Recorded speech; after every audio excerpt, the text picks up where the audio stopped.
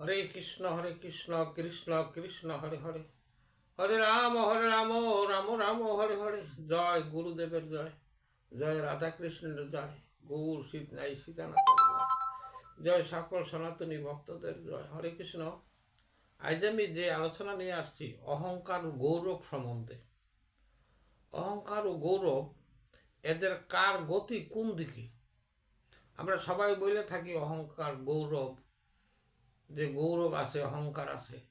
আসলে দুইটা জিনিস যদিও এক সূত্রে গাঁথা, তবুও কিন্তু তাদের গতি আলাদা। অহংকারের গতি কি হয়? অপরের দিকে কারো প্রতি অহংকার করা। আর গৌরব বলি নিজের নিজের গৌরব, নিজের দিকে সেই গতিটা চলে। এই দুইটার কিন্তু দুই ভাব। মানুষ অহংকার একজন আরেকজনের সাথে করে থাকেন। সমাজে বড় ধনবান ব্যক্তিও গরিবের প্রতি অহংকার করে থাকেন।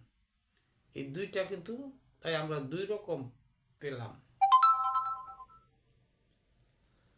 যেমন এই অহংকার গৌরব কোথা থেকে হয়? ধনের থেকে হয়, জনের থেকে হয়, জ্ঞানী সম্মানী জাতি রূপ গৌরব, রূপ যৌবন, এই সমস্ত হইতে কি হয়? আমাদের কিন্তু গৌরবও আসে এবং অহংকারও আসে। কীরকম? যেমন যার বেশি অর্থ সম্পদ থাকে, আমরা বলে থাকি তার সম্পদশালী লোক। এই ধনবান সে মনে করে যে আমি ধনী, গরিব কাঙ্গাল আমার দাসত্ব করবে, এদেরকে প্রশ্রয় দেওয়া যাবে না। তখন তো তার ভিতরে কিন্তু সেই ভাবনা আসলো, সে কিন্তু গৌরব ভাব আসলো, আত্মগৌরব। এই গৌরবে কি হয়? তার কিন্তু ক্ষতি হয়। যার আত্মগৌরব থাকে সে কিন্তু সমাজে ধীরে ধীরে সে ঘৃণার পাত্র হয়ে যায়। কারণ কাউকে সম্মান না করলে সে কিন্তু সম্মান করে না। আর এই অর্থহীন মানুষকে মনে করে না, সে মনে করে এগুলা কিছু না মানুষ। এই যে তার গৌরব, এই ভিতরে কি হয়? যখনই অর্থহীন মানুষের প্রতি কটু কথা বাক্য বইলা, সে কিন্তু অহংকার করে থাকে। এখন জ্ঞানীর কথা বলছি। জ্ঞানী মনে করে আমার মতো জ্ঞানী বুদ্ধিমান কেউ নাই, এটাই কিন্তু তার গৌরব। তার গৌরবও কিন্তু এইটুকু। কিন্তু যে প্রকৃত জ্ঞানী, সে কিন্তু কখনো গৌরব করে না। সে মনে করে আমি আর কি জ্ঞানী, আমার চেয়ে বহুত জ্ঞানী রয়ে গেছে, তাদের কাছে আমি কিছু না, এরকম ভাব থাকে যারা, তারাই প্রকৃত জ্ঞানী।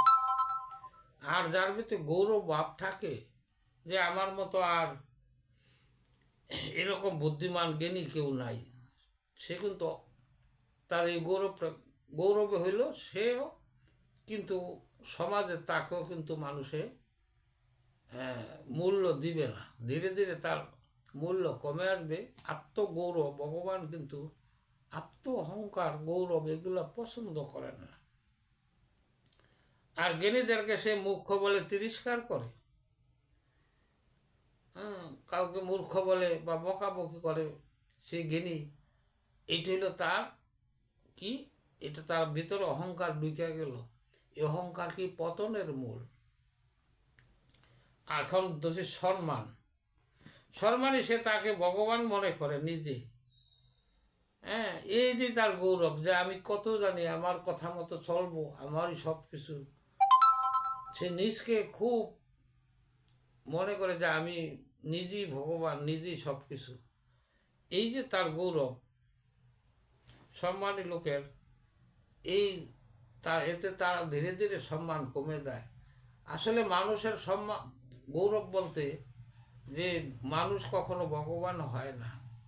ভগবান যখনই যাকে যা দান করে, সম্মানী লোককে সম্মান দান করছে, কিন্তু যদি তার অহংকার হয়ে যায়, এই সম্মান আবার চলে যেতে পারে। এরকম বহুত বুড়ি বুড়ি প্রমাণ আছে। যদি অহংকার বা গৌরব ঢুকে যায়, তার সে সম্মান থাকে না। সে সমাজে কিন্তু নগণ্য, সে ব্যক্তি হিসাবে আবার ফিরে আসে। এখন আসলাম জাতি। জাতি এরকমই একটা জিনিস, জাতিকে উচ্চ জাতি নিচু জাতি, এই যে এইভাবে তাদের মনের ভিতরে যে থাকে উঁচু নিচু চিন্তা করে, যারা একটু উঁচু মনে করে তারা নিচু জাতিকে মানুষই মনে করে না, যে আমরাই মানুষ, আমি উচ্চ জাতি। কিন্তু এরা হলো দাসত্ব, এদেরকে মনে করে না, অবহেলা করে। এই যে তার অবহেলা করাটা এটি একটা গৌরব, নিজেকে গৌরব মনে করছে, কিন্তু এতে তার কি হয়, ধীরে ধীরে তার সম্মানহীন হয়ে যায়, তার আর আত্মসম্মান থাকে না। আর নিচু জাতিকে তাদের কিছুই স্পর্শ করতে দেয় না, ছিছি করে, এইটি তার অহংকার। এই অহংকারে তারও পতনের হয়ে যায়। রূপ, অনেকে রূপের অহংকার করে, রূপের গৌরব দেখায়। যাদের রূপ আছে তাদের রূপের অহংকার করে থাকেন।